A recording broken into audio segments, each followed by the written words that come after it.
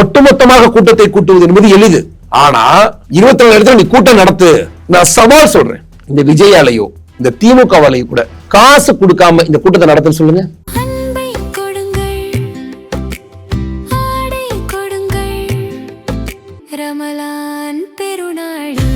Super Saravana stores 1000 ரூபாவே Stalin அவர்கள் கொடுக்கறதுக்கு திணறிக்கிட்டு இருக்காரு. எடப்பாடி அவர்கள் வந்தா எப்படி ஒரே முட்டா 10,000 தான் சார் டபுள் இன்ஜின் கவர்மெண்ட். அதாவது எடப்பாடி ஐயா 10,000 ரூபாய்க்கு guarantee sir, Modi is warranty sir. இல்ல எடப்பாடி தான் வருவாருன்றத கற்பனையில சொல்றீங்களா? எப்படி 100% எடப்பாடி தான் முதலமைச்சர் ஆவார். அதுல என்ன குழப்பம் இருக்கு உங்களுக்கு? இந்த அரசாங்கத்தை ஒட்டுமொத்தமா காலி பண்ணி 8,000 ரூபாய் எடுத்து கொடுத்திருக்காரு. அதுல சொல்ல போனா பட்டியல் சமுதாய மக்கள் இருக்கக்கூடிய பைசா எல்லாம் கூட எடுத்து கொடுத்திருக்காரு. எடப்பாடி நாளைக்கே நான் 1 லட்சம் ரூபாய் ஒரு வீட்டுக்கு தரேன்னு சொல்லி முடிவெடுத்தாருன்னா நிச்சயமாக மோடி ஐயா தயாராக இருக்கு. அதாவது நிறைய பேர் நினைச்சுக்கிட்டு இருக்காங்க அண்ணாமலை ஒத்துழைப்பு இல்லாம இருக்கிறாரு, நயனாரனுக்கு ஒத்துழைப்பு கொடுக்காம இருக்காங்க. அவங்க 2 பேரும் திருமுனை கூட்டங்கள்னு பேசினாரே தவிர அண்ணாமலை எங்க போய் பங்கேற்றாரு அது மாதிரி அப்படி நினைச்சிட்டு இருக்காங்க. அண்ணாமலை இதுவரைக்கும் ஒரு 3-4 திருமுனை கூட்டங்கள்ல போய் அட்டன் பண்ணியிருக்காரு. அரவக்குறிச்சி இருக்கட்டும், சென்னையாக இருக்கட்டும். மக்களை ஏதோ 200 ரூபாய் காசு கொடுத்தா கொண்டு வந்து சேர்ப்பது என்பது தமிழ்நாட்டில் எந்த கட்சிகளுக்கும் அது சாத்தியம். ஒரு சினிமா நடிகர் வந்தா கூட்டம் கூட்டுறது அது வேறு. இல்ல சீமானுக்கெல்லாம் தன்னெழுச்சியா கூட்டினாங்கல்ல சார். நான் தன்னெழுச்சியாக வந்தால் கூட சொல்றேன், அந்த மாநாட்டை அந்த அளவிற்கு நடத்துவது என்பது தமிழ்நாட்டில் சாதாரணமாக மாறிடுச்சுங்கிறேன். விஜய் அந்த கூட்டத்தை ஒழுங்கமைக்கலைங்கிறதா எங்களுடைய சண்டை. அதை நீ கட்டுப்படுத்தவில்லை. மாவட்ட லெவலில் நீ என்ன செய்யற, மண்டல் லெவல்ல என்ன செய்யற? கூட்டத்திற்கு வரும்போது நீங்க ஒரு தொண்டர்களை இது இப்படிதான் இருக்கணும், இப்படிதான் இருக்கணும், உன்னால ஒரு பொசிஷன் பண்ண முடியலையே. இன்னமும் நீ ரசிகர் மன்றமாகத்தான் நடத்துற. ஒட்டுமொத்தமாக கூட்டத்தை கூட்டுவது என்பது எளிது. ஆனா 24 இடத்துல நீ கூட்டம் நடத்து. நான் சவால் சொல்றேன், இந்த விஜயாலையோ இந்த திமுகவாலையோ கூட காசு கொடுக்காம இந்த கூட்டத்தை நடத்துன்னு சொல்லுங்க. திருமண கூட்டம் நடத்துங்க 24,000 இடத்துல 10 நாட்கள்ல. இன்னைக்கு முடியாது. இந்த முறை திமுகவுக்கு சவால் உண்டு. நீ எத்தனை கோடி வேணாலும் ஓட்டுக்கு கொடு, உன் பின்னால் எந்த அரசு அதிகாரத்தினாலும் வச்சுக்க. நடிகர் விஜய் அவர்கள் எவ்வளவு பெரிய ரசிகர் பட்டாளங்களுடன் நீங்க தமிழ்நாடு முழுவதும் வச்சுக்க. தேசிய ஜனநாயக கூட்டணியுடைய பலம் பாரதிய ஜனதா கட்சியுடைய தொண்டனும் அண்ணா திராவிட முன்னேற்ற கழகத்துடைய தொண்டனும் தான்.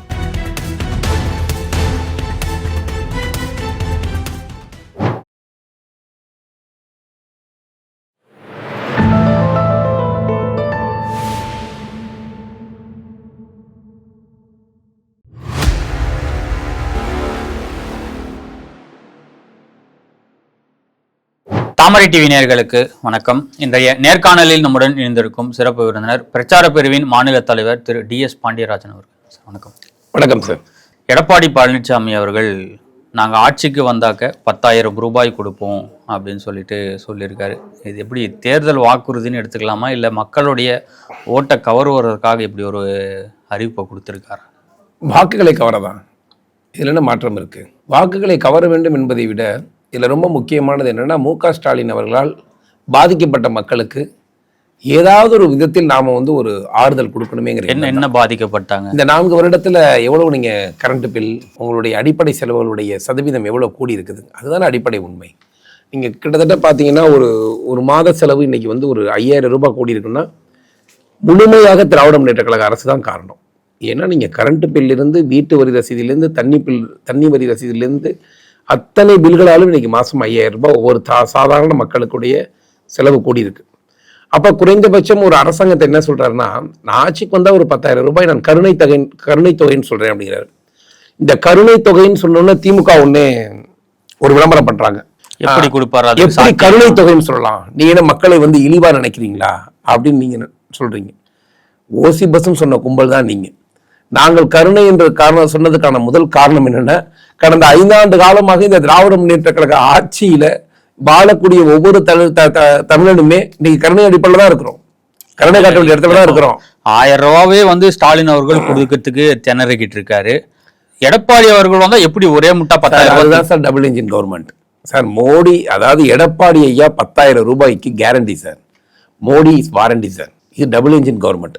அப்போ திராவிட முன்னேற்ற கழகம் வந்தால் கொடுக்க மாட்டீங்க, அதிமுக வந்தால் கொடுப்பீங்களாங்கிறது கேள்வி கிடையாது. இதே பீகார் எலெக்ஷனில் எல்லாருக்குமே மகளிர்கள் சுயமாக பணி செய்வதற்காக 10,000 ரூபாய் கொடுத்தோம். சரிங்களா? அந்த 10,000 ரூபாயில் அவங்க ஒரு சின்னதாக ஒரு வேலையை, ஒரு தொழிலையோ, ஒரு பூ கட்டுற ஒரு தொழிலையோ, ஏதோ ஒரு தொழிலை துவங்கிக்கலான்னு கொடுத்தோம். அப்போ எடப்பாடி ஐயா 10,000 ரூபாய் கொடுக்குறேன்னு சொல்லி அறிவிக்கிறாருன்னா இன்னைக்கு இருக்கக்கூடிய நிதிச்சுமை அவருக்கு தெரியாமல் கிடையாது. ஏன்னா 100% மீண்டும் எடப்பாடி தான் முதலமைச்சராக அமரப்போகிறார். அப்ப இது ஏதோ ஒரு வாக்குறுதியாக சொல்லிவிட்டு கற்பனையில சொல்றேன். சொல்லிட்டு கடந்து போற இடத்துல இல்லை. ஏன்னா எலெக்ஷன் இன்னும் 3 மாதங்கள் இல்ல, எடப்பாடி தான் வருவாருன்றத கற்பனையில சொல்றீங்களா எப்படி? 100% எடப்பாடி தான் முதலமைச்சர் ஆவார். அதுல என்ன குழப்பம் இருக்கு உங்களுக்கு? இந்த அரசாங்கத்தை ஒட்டுமொத்தமா காலி பண்ணி 8000 ரூபாய் எடுத்து கொடுத்திருக்காரு. அதிலும் சொல்ல போனா பட்டியல் சமுதாய மக்கள் இருக்கக்கூடிய பைசாலாம் கூட எடுத்து கொடுத்திருக்காரு. ஒரு நாட்டிற்கு அவர் 8000 ரூபாய் கொடுத்த உடனே அதற்கு முன்னால் 2000 ரூபாய் மாசம் தரேன்னு எடப்பாடி சொன்னார். சொன்ன உடனே ஒரு இன்னொரு 5000 ரூபாய் கொடுக்குறாரு. 5000 ரூபாய் சொன்ன உடனே ஒரு 10,000 ரூபாய் கொடுக்குறாரு. அப்படிங்கிறது கேள்வி கிடையாது. இந்த மக்களை ஏதாவது ஒரு விதத்தில் நாம் எல்லோரும் உடன் நிற்க வேணும். டபுள் என்ஜின் கவர்மெண்ட் தயாராக இருக்கிறது. இந்த தமிழகத்தில் இருக்கக்கூடிய திராவிட முன்னேற்ற கழகத்துடைய ஆட்சி தமிழகத்திலிருந்து அகற்றுவதற்கு 10,000 ரூபாய் இல்லை, 1,00,000 ரூபாயை கூட இந்த மக்களுக்கு கொடுத்து அதனால இந்த நாடு கடன்பட்டு மீண்டும் எழுந்து வரக்கூடிய சக்தி பாரத பிரதமருக்கும் எடப்பாடி ஐயாவுக்கும் இருக்கு. இல்ல, திமுக உயர்த்திய கட்டண உயர்வுகள் எல்லாம் நாங்க குறைப்போம்னு சொல்றது எப்படி இருக்கு? இல்ல கருணை தொகையா நாங்க கொடுப்போம் ஐயா, எந்தெந்த அது மட்டும் தான் சொல்லியிருக்காரா? விசைத்தறி தொழிலாளர்களுக்கு மின்சாரம் எல்லாம் கூடுதலா கொடுப்போம். இப்ப நீங்க விசைத்தறி பண்ணிட்டு இருக்க ஒவ்வொரு தொழிலாளர்களும் எவ்வளவு கஷ்டப்படுறாங்கன்னு நாமக்கல் திருச்செங்கோடு பக்கம் போய் பார்த்து தான் தெரியும். எடப்பாடியை பொறுத்தவரை மக்களுடைய கஷ்டத்துக்கு ஏற்ப முடிவெடுக்கக்கூடியவர். அதனாலதான் அவ்வளவு பெரிய கொரோனா காலங்களில் கூட அவர் தமிழகத்தில் மிகச் சிறப்பான ஒரு ஆட்சியை கொண்டு வந்தார். போன தடவை ஏற்பட்டது கூட எடப்பாடியாவிற்கு தோல்வி கிடையாது. மக்கள் முழுமையாக ஒண்ணு புறக்கணிக்கல. கூட்டணி கணக்குகள்ல உள்கட்சி குழப்பங்கள்ல தான். நீங்க என்ன சொன்னீங்க? ஸ்டாலின் அவர்கள் இந்த வரி இதெல்லாம் உயர்த்ததுனால மக்கள் கடுமையாக பாதிக்கப்பட்டிருக்காங்க, அதனால தான் இந்த கருணை தொகை கொடுக்கிறாருன்னு சொல்றீங்க.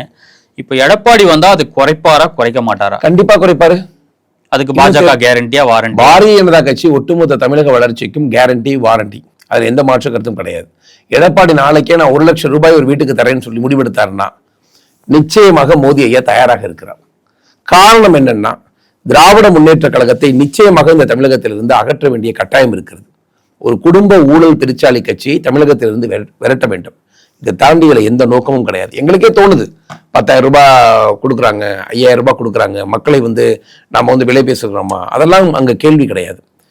தேர்தல் யதார்த்தமாக மக்களுடைய மனநிலையில் தமிழகத்தில் இருக்கக்கூடிய தேர்தலுடைய சூழலை இந்த திராவிட முன்னேற்ற கழகம் மாற்றிவிட்டது. மக்களுக்கு எதையோ ஒன்று கொடுப்பதன் மூலமாக வாக்குகளை பெற வேண்டும். அதிமுக தேர்தல் அறிக்கையில அது வருமானது எனக்கு தெரியாது. இன்னும் பாஜக தேர்தல் அறிக்கைன்னு சொல்லல. அது தேர்தல் அறிக்கையில நம்ம எதிர்பார்க்கலாமா? பாஜகவுடைய தேர்தல் அறிக்கை 10,000 ரூபாய் இல்ல, இந்த வரி உயர்வு நிச்சயமா வரும். நிச்சயமா இப்பதானே 3 தேர்தல் அறிக்கையை கொடுத்துருங்க சார். ஆளக்கூடிய கட்சி எடப்பாடி ஐயா. எடப்பாடி தான் முதலமைச்சர் வேட்பாளராக அறிவித்திருக்கிறோம். பாரதிய ஜனதா கட்சியுடைய தேர்தல் அறிக்கைகளும் ஒருவேளை பாரதிய ஜனதா கட்சியுடைய கூட்டணி அரசாங்கம் வந்தால் எடப்பாடியாவிடம் ஒருவேளை வந்தால், இல்லை எடப்பாடியாக முதலமைச்சராக மெஜாரிட்டியா வர்றாரு அப்படின்னா அதை எடப்பாடியிடம் சொல்லி நாங்கள் நிறைவேற்ற போகிறோம். எப்படி இருந்தாலும் தமிழ்நாட்டில் இருக்கக்கூடிய நிறைவேற்ற போகிறீங்களா, வலியுறுத்த போறீங்களா? வலியுறுத்துவோம். ஓகே சார், நாங்கள் ரொம்ப தெளிவாக இருக்கோம் சார். தமிழ்நாட்டை ஒருபோதும் பாரதிய ஜனதா கட்சி நாங்கள் இப்போ ஆளணும் நேரடியாகவோ மறைமுகமாகவோ அந்த திட்டம் எங்களுக்கு கிடையாது. மக்களுடைய முடிவுகளுக்கு ஏற்ப தலைமணங்க நாங்கள் தயாராக இருக்கிறோம். ஆனால் இந்த திராவிட முன்னேற்ற கழகத்தை தமிழகத்திலிருந்து இந்த ஆட்சியை அகற்ற வேண்டும். அதில் நாங்கள் உறுதியாக நிற்கிறோம். இன்னொரு 5 ஆண்டு காலம் திராவிட முன்னேற்ற கழகம் தமிழகத்தில் இருக்குமானால் இந்த தமிழகத்திலே நாங்கள் மீண்டும் மீண்டும் நாங்கள் அச்சப்படுவது ஒன்றே ஒன்றுதான். வெறும் விலைவாசி உயர்வு, ஊழல் அது மட்டும் காரணம் அல்ல. ஒரு மம்தா மாடலை தமிழகம் மாறி இருக்கிறது. நீங்க தமிழகத்துல பாத்தீங்கன்னா 2 நாளுகளுக்கு முன்னே கூட அப்படி என்ன ஜங்கல் ராஜ் இங்க நடந்துகிட்டு இருக்கு சார். என்ஐஏவுடைய பங்களாதேஷில் இருந்து வந்திருக்கக்கூடிய திருப்பூர்ல மட்டும் 100கணக்கான பேர் தங்கியிருக்கிறாங்க. 100கணக்கான பேர்ல 1000கணக்கான பேர் இருக்கிறாங்க. அவங்களே அங்க இருக்கக்கூடிய மத கட்சிகள், இஸ்லாமிய கட்சிகள் எல்லோரும் பங்களாதேஷ் மேக்சிமம் முஸ்லீம் தான் வந்திருப்பாங்க. அவர்களை காப்பாற்றி கொண்டிருக்கிறார்கள். தமிழகத்துடைய பாதுகாப்புக்கு அச்சுறுத்தலான வேலையை திராவிட முன்னேற்ற கழகம் மம்தா மாடல்ல செய்து இன்னும் 5 ஆண்டு காலம் இங்க இருந்தீங்கன்னா, அவங்க சொல்றாங்க பிஜேபி வந்தா வட அந்த ஒரு டிவி ரிப்போர்ட் கூட கேட்டார். என்ன கேட்டாரு? வட இந்திய மாடலா தென்னிந்திய மாடலான்னு ஒன்று கேட்டார்ல. இப்போது பாரதிய ஜனதா கட்சி வட இந்திய மாடலாக இருந்தாலும் கூட அது இந்திய மாடல். ஆனால் இப்போதைக்கு செய்யக்கூடிய ஸ்டாலினுடைய ஆட்சி எப்படி இருக்கிறது என்றால் பாகிஸ்தான் மாடலை நோக்கி போயிட்டு இருக்கு. அது தென்னிந்திய மாடலாக இருந்தால் பிரச்சனை இல்லை. அது இந்தியாவில் ஏதோ ஒரு மாநிலத்துடைய மாடலாக இருந்தால் பிரச்சனை இல்லை. இது ஒரு பாகிஸ்தான, பங்களாதேசிய, ஆப்கானிஸ்தான் மாடலில் திராவிட முன்னேற்ற கழகம் ஆட்சியை அடுத்த 5 ஆண்டுகள் தன்னுடைய அதிகாரத்தை பிடித்துக் கொள்வதற்காக நடத்த நினைப்பாங்க. நீங்க நல்லா சிந்திச்சு பார்க்கணும். மக்கள் இந்த அச்சுறுத்தலுக்கு செவிசாய்க்கணும். தேசிய புலனாய்வுடைய அலுவலகத்தை கொண்டாந்து தமிழகத்தில் போட வேண்டிய நிலைமை ஏற்பட்டிருக்கிறது. பயங்கரவாதத்தின் பாதுகாப்பான பூமியாக தமிழகம் இருக்கிறது. இல்லையெல்லாம் சொல்ல முடியாது. பயங்கரவாதம் நடக்கலாம் சொல்ல முடியாது.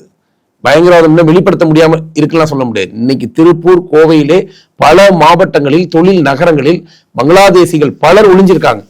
எதற்காக அவர்கள் இந்திய திருநாட்டில் வாழ்பவர்களுக்கு மட்டும் நாங்கள் சட்டம் கொண்டு வந்தால் எதற்காக மு.க. ஸ்டாலின் எதிர்க்கிறார்? எதற்காக மம்தா பானர்ஜி எதிர்க்கிறார்? இந்த இரண்டு துருவங்களின் நோக்கம் ஒன்றே ஒன்றுதான். வெளிநாட்டு சதிகளோடு இருந்து கொண்டு இந்தியாவிலே எப்படியாவது இந்தியாவை ஒரு கலவரமான பூமியா வைத்துக் கொண்டு தான் ஆளணும். இந்த அடிப்படை சித்தாந்தத்தை ஒவ்வொரு தமிழர்களும் புரிந்து கொள்ளணும். எல்லாரும் நினைக்கிறாங்க அண்ணா திராவிட முன்னேற்ற கழகத்துக்கு பின்னால் போய் ஏன் இந்த அளவுக்கு பாரத பிரதமர் நிக்கிறாங்க, இந்த அளவுக்கு ஏன் பிஜேபி நிக்கிறாங்க? 2016 அம்மையார் ஜெயலலிதா காலமாகறாங்க.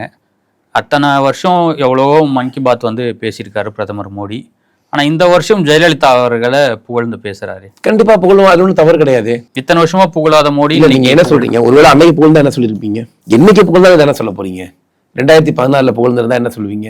அம்மா பாருங்க அதிமுக 2ஆ உடஞ்சிருக்கு அதனால புகழ்றான்னு சொல்ல போறீங்க. அதுக்கு அடுத்த வருஷம் புகழ்ந்திருந்தா பாராளுமன்ற தேர்தலில் பாருங்க நிக்கணும் அதனால புகழ்றான்னு சொல்ல போறீங்க. அதுக்கு அடுத்த வருஷம் புகழ்ந்திருந்தா உள்ளாட்சி தேர்தலில் பாருங்க. எப்ப எங்க மோடி ஐயா எதை செய்தாலும் நீங்க சர்ச்சை தானே ஆக்க போறீங்க. உங்களுக்கு சர்ச்சையை தவிர வேற ஏதாவது தெரியுமா? தமிழ்நாட்டு ஊடகங்களுக்கு மோடி ஐயா சட்டை போட்டாலும் தப்பு, சட்டை போடாலும் தப்பு. உங்களுக்கு தெரிந்ததெல்லாம் மோடி என்கிற ஒரு தனி மனிதனுடைய செயல்களை விமர்சிக்க வேண்டும் என்பதுதான் தமிழ்நாட்டு ஊடகங்களுடைய வேலை. புரியுதுங்களா? சரி, ஒருவேளை போன வருஷம் கூட்டணி 2ஆ பிரிஞ்சிருக்குல்ல, அப்ப அம்மாவுக்கு பிறந்தநாள் வாழ்த்து சொல்லி என்ன சொல்லியிருப்பீங்க? சொல்லலையா? தானே பிரச்சனை. சொல்லியிருந்தா என்ன சொல்லிருப்பீங்க? பாருங்க இந்த நேரத்துல அம்மாவுடைய ஓட்டுக்களை பெறுவதற்கு திட்டமிடுகிறார். ஒரு அரசியல்வாதி எது பேசுறாலும் இப்படிதாங்க ரியாக்ட் ஆகும். அது பெரிய விஷயம் கிடையாது. புரட்சி தலைவி அம்மா எப்போதுமே பாரத பிரதமரால் ஒரு போற்று பாதுகாக்கப்பட வேண்டிய ஒரு தலைவி. அதில் எந்த மாற்று கருத்தும் கிடையாது. இதே கலைஞரையோடைய மரணத்திற்கு தான் நாங்கள் வந்தோம். கலைஞரையா மரணத்துக்கு தான் நாங்கள் வருத்தப்பட்டோம். கலைஞரை கூட தான் புகழ்ந்து மறைந்து போனவர்களை பற்றி நாம் எதுவும் பேசுவதற்கில்லை. அவர்களை வைத்து வாக்குகள் பெறுவதோ அதெல்லாம் நோக்கம் அல்ல. யாருடைய புகழையும் யாராலும் அளிக்க முடியாது. புரட்சி தலைவி அம்மாவுக்கு ஒரு புகழ் இருக்கிறது என்றால் அந்த புகழை பாரத பிரதமர் பேசுவதன் மூலமாக ஒரு பெண் ஆளுமையின் புகழை ஏன் பேசல? உங்களுக்கு என்ன பிரச்சனை? ஒரு பெண் ஆளுமையை இந்தியாவில் இருக்கக்கூடிய பெண் ஒரு இவ்வளவு பெரிய ஒரு பெண் ஆளுமையான தலைவரை இந்தியா கண்டதில்லை. அப்படிப்பட்ட தலைவரை புகழ்கிறாருன்னு நீங்க சந்தோஷம் தான் படணும். பரவாயில்ல, மோடி ஐயா மன் கி பாத்ல இந்தியா முழுவதும் கொண்டு போய் குறைந்தபட்சம் 40-50 கோடி பேர் மன் கி பாத் பாக்குறாங்க, கேட்கிறாங்க. அப்ப அவ்வளவு பேர்ட்ட கொண்டு போய் மோடி ஐயா சேர்த்திருக்காரு அன்னைக்கு அம்மையாவுடைய பிறந்த நாள். இது எவ்வளவு பெரிய வெற்றி! 8 கோடி தமிழர்களுக்கு மட்டுமே தெரிந்த ஒரு தாயை இன்னைக்கு இந்தியா முழுவதும் கொண்டு போய் இரும்பு பெண்மணி அயன் சொல்றாருல்ல. இதையெல்லாம் நம்ம பாராட்ட வேண்டும். தமிழர்களாக நம்ம பெருமைப்பட வேண்டிய தருணம் இது. எத்தனை தெருமுனை கூட்டங்கள் இது வரைக்கும் நடத்திருக்கீங்க? ஏறக்குறைய ஒரு 2000-3000 தான் இது வரைக்கும் நடத்திருக்கிறதா சொல்றாங்க. இல்லை, இது வரைக்கும் 10,150 இடங்கள் நாங்கள் நடந்திருக்கோம். அதாவது 3 பூத்துகளுக்கு ஒரு இடத்துல நடத்தணும் நாங்கள் முடிவு செய்தோம். 24,000 இடங்கள்ல திட்டமிட்டோம். நாங்கள் வச்சிருந்த தேதி பார்த்தீங்கன்னா 9 நாட்கள்ல அந்த வேலையை செஞ்சோம். 28ஆம் தேதி வரைக்கும். ஆமா, 9 நாட்கள்ல அந்த வேலையை செஞ்சாகணுங்கிற ஒரு முடிவு எடுத்தோம். அதுல 3 நாட்கள் தமிழ்நாடு முழுவதும் பயங்கரமான முகூர்த்த தினம்.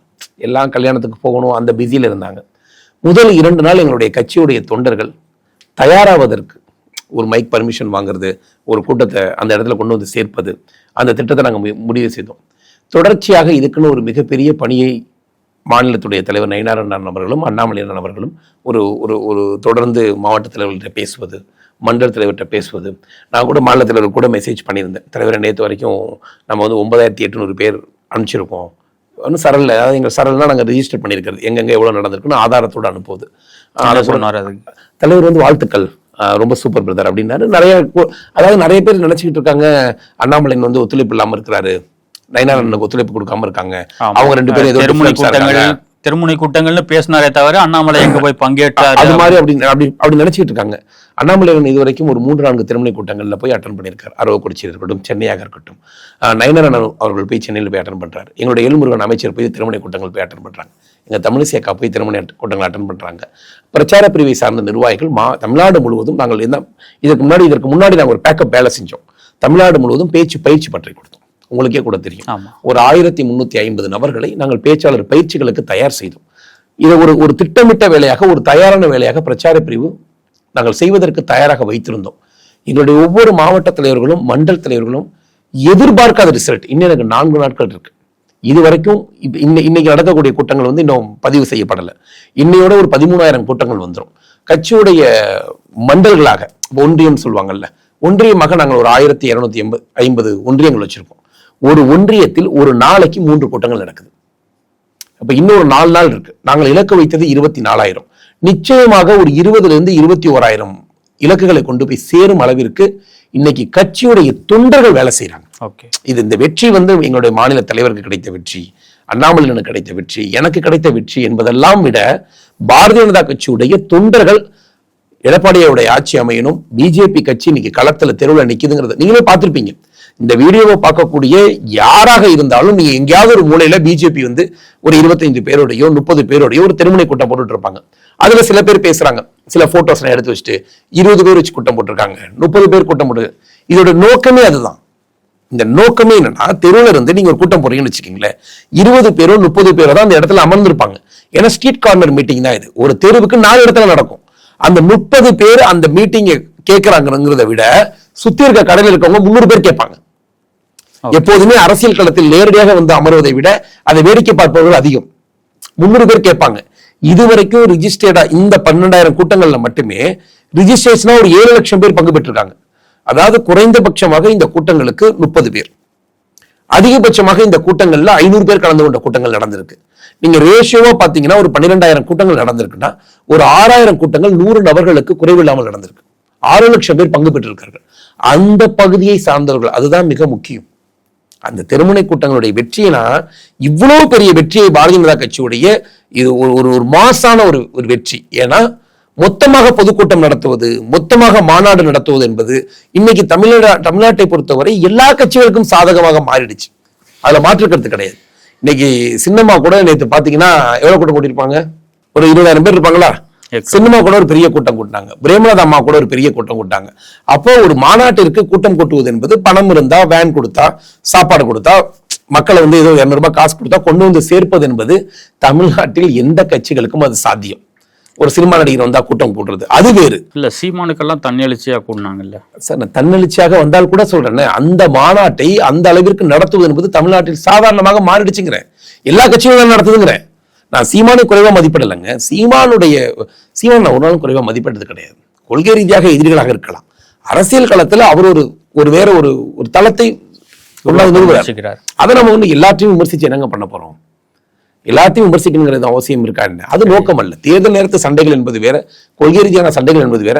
தனிமனிதனையும் ஒரு கட்சியையும் அதோடைய உண்மையிலே அதோடைய உழைப்பை நம்ம பாராட்டணும். அப்பதான் ஒரு கட்சி அடுத்த தளத்திற்கு போகும்.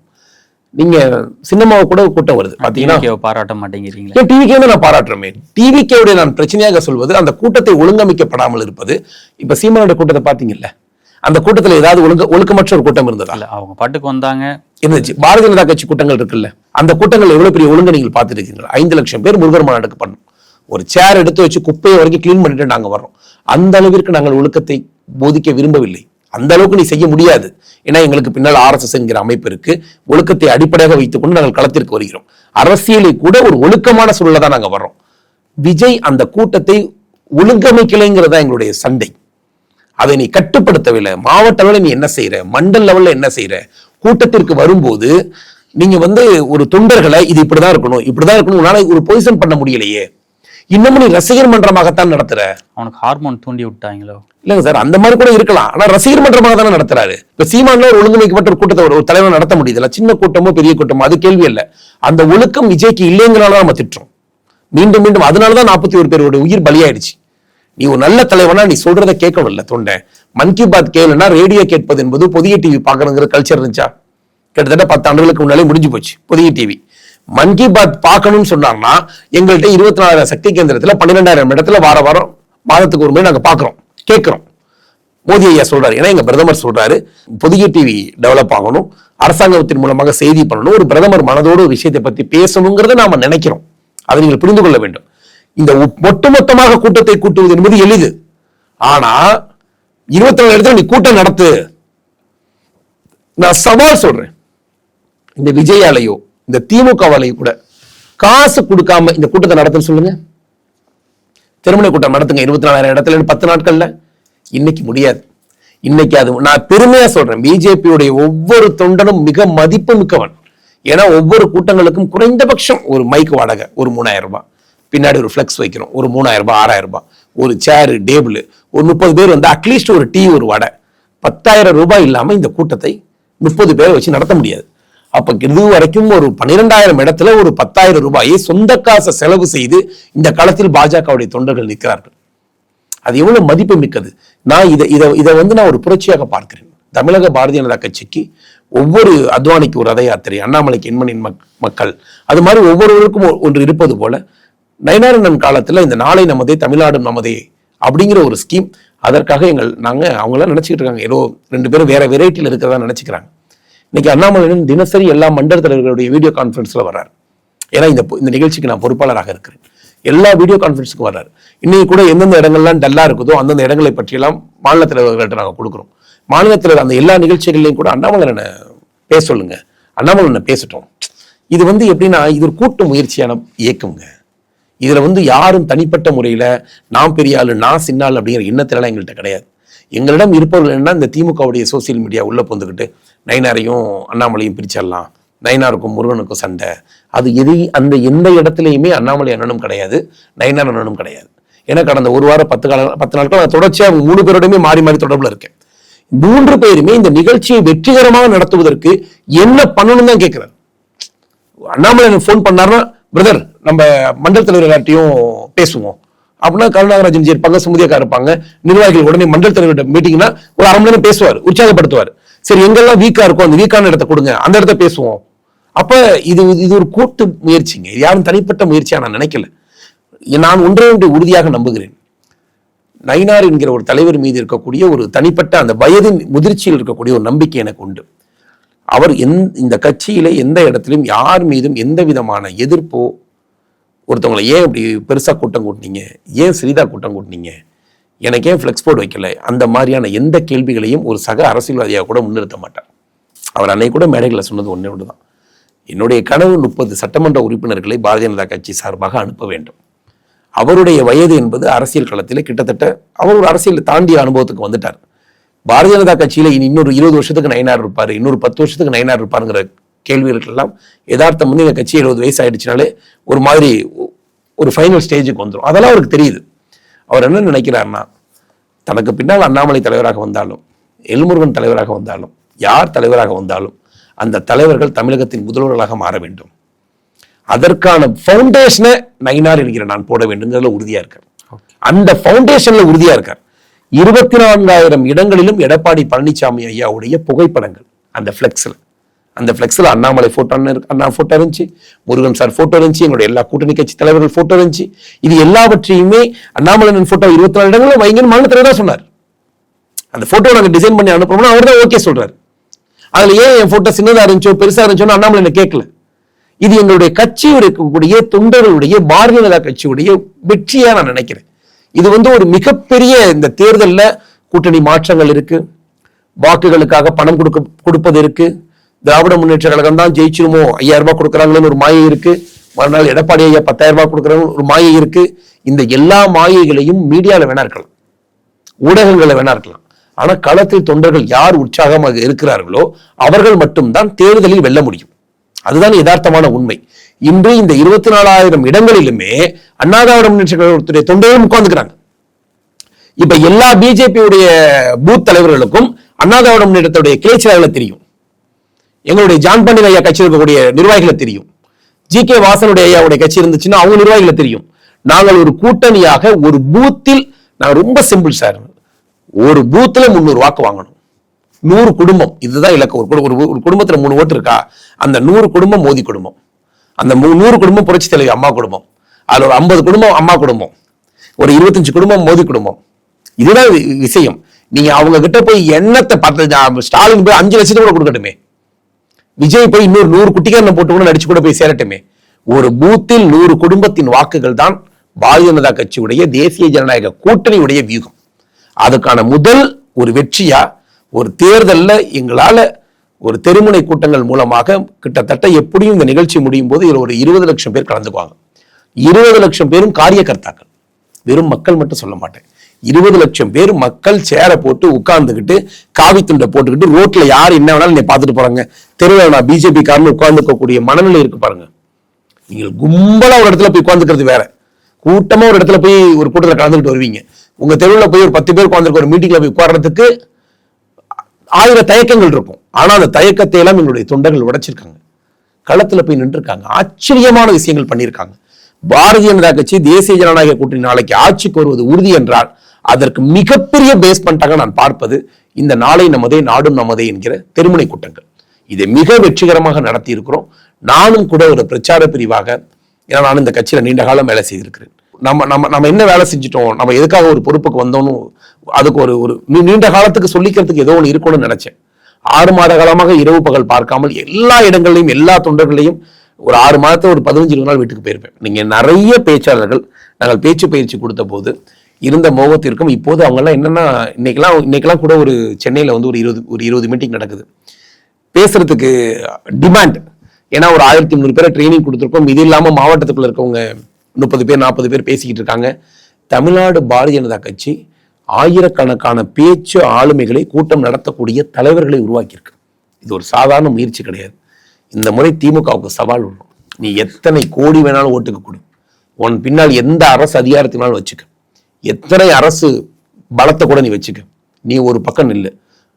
நடிகர் விஜய் அவர்கள் எவ்வளவு பெரிய ரசிகர் பட்டாளங்களுடன் நீங்க தமிழ்நாடு முழுவதும் வச்சுக்கோங்க. தேசிய ஜனநாயக கூட்டணியுடைய பலம் பாரதிய ஜனதா கட்சியுடைய தொண்டனும் அண்ணா திராவிட முன்னேற்ற கழகத்துடைய தொண்டனும் தான். இங்க மாஸ் விஜய் வந்தா பக்கா மாஸ் அப்படிங்கிற மாதிரி விஜய் வந்து டாட்டா காட்டி ஓட்டு போடுற கதை இங்க கிடையாது. இங்க ஒரு பூத்துக்கு 100 தொண்டன் தயாராக இருக்கிறான். எங்களுக்கு தேவை ஒரு பூத்துக்கு 300 வாக்கு. 300 வாக்கு இருந்தா மெஜாரிட்டி 90,000 வாக்குகள். இன்னைக்கு அதிகபட்சமாக ஒரு சட்டமன்றத்தில் 2,50,000 வாக்குகள் இருக்கு. 2,50,000 வாக்குகள்ல 75% வாக்குகள் பதிவாகும். ஒரு 2 லட்சம் வாக்குகள் பதிவாகும். இன்னைக்கு இருக்கக்கூடிய 4 மணி போட்டியில 90,000 வாக்குகள், 80,000 1 லட்சம் வாக்குகளை பெற்றால் இன்னைக்கு ஆட்டோமேட்டிக்காவே அதிகாரத்துக்கு சட்டமன்றத்திற்கு வந்துடலாம். 300 பூத்து தான் அதிகபட்சம். 250 300 பூத்து. பூத்துக்கு 300 ஓட்டு. 300 ஓட்டுனா 100 குடும்பம். 100 குடும்பம் தேசிய ஜனநாயக கூட்டணியுடைய கூட்டு குடும்பமாக இருக்கிறது. இதுதான் எங்களுடைய வெற்றி ஃபார்முலா. வேற எந்த ஃபார்முலாவும் கிடையாது. அந்த 100 குடும்பத்துல போய் எங்களுடைய அண்ணா திராவிட முன்னேற்ற கழகம், ஜான் பாண்டியன் ஐயா, டிடிவி ஐயா, பிஜேபி, பாமக, நாங்கள் எல்லோரும் கூட்டு குடும்பம். பூத்திற்கு 100 குடும்பம். இந்த தடவை தேர்தலை பார்த்துடலாம், வெற்றி பெறுவோம்.